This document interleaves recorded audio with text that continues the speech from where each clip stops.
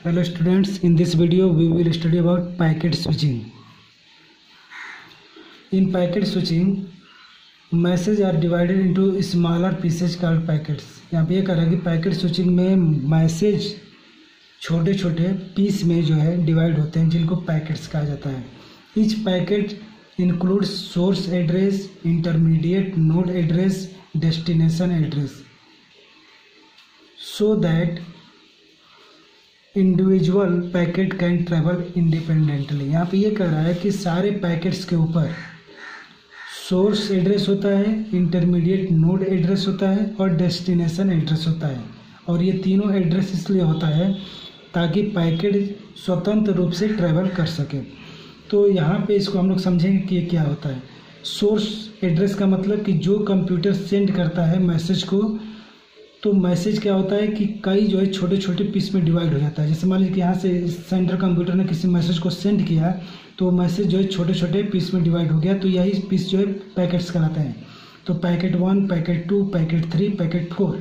तो हर पैकेट के ऊपर सोर्स एड्रेस होगा, यानी कि जिसने जो सेंड किया है, जिस कंप्यूटर ने सेंड किया है उस कंप्यूटर का एड्रेस जो है सारे पैकेट के ऊपर होगा.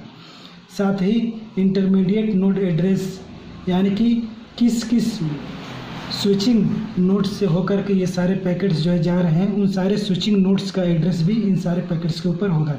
जैसे कि यहाँ पे स्विचिंग नोड है, यहाँ पे है, यहाँ पे है, यहाँ पे है, यहाँ पे है, यहाँ पे है.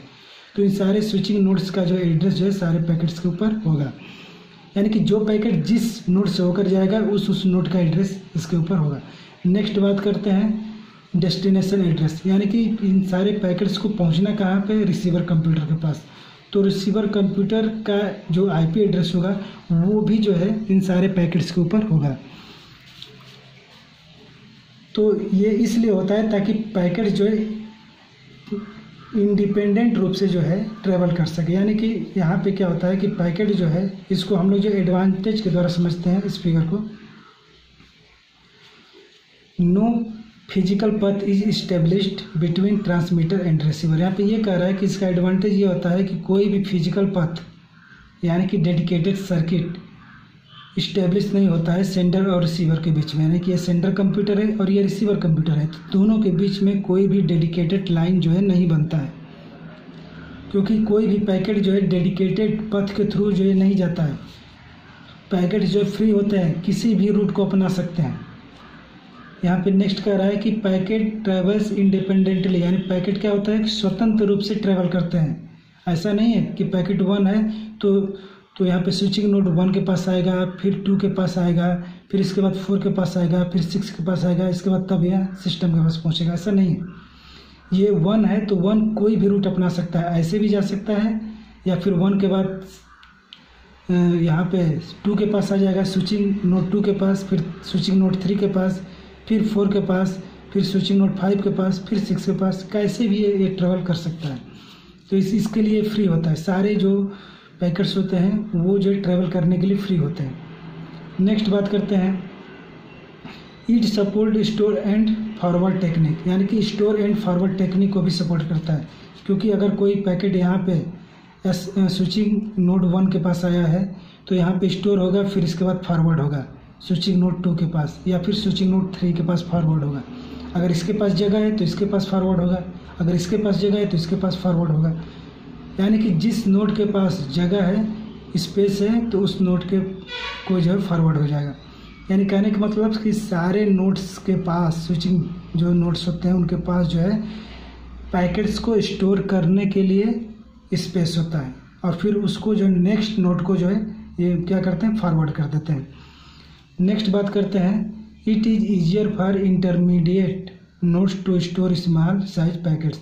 जो इंटरमीडिएट नोड्स होते हैं यानी कि स्विचिंग नोड्स होते हैं, ये सारे S1, S2, S3, S4, S5, S6, ये सारे के सारे क्या है, इंटरमीडिएट नोड्स हैं, यानी कि स्विचिंग नोड्स. तो इनके लिए आसान हो जाता है पैकेट्स को स्टोर करना और उसे फॉरवर्ड करना. क्यों आसान होता है? क्योंकि पैकेट्स का जो साइज होता है वो बहुत कम होता है, क्योंकि पूरा का पूरा मैसेज इनको जो है स्टोर करने की ज़रूरत नहीं पड़ता है, क्योंकि मैसेज कई छोटे छोटे पैकेट्स में डिवाइड हो जाते हैं. तो सिर्फ पैकेट्स को ही इनको स्टोर करना होता है. तो कोई पैकेट्स यहाँ पे चला गया, कोई पैकेट्स यहाँ पे आ गया, कोई पैकेट्स यहाँ पे है, कोई यहाँ पे है, तो यानी कि एक ही मैसेज के कई सारे पैकेट्स जो है कई नोड्स के ऊपर जो है होते हैं, इसलिए इन सारे नोड्स को के लिए जो है पैकेट्स को स्टोर करना आसान हो जाता है।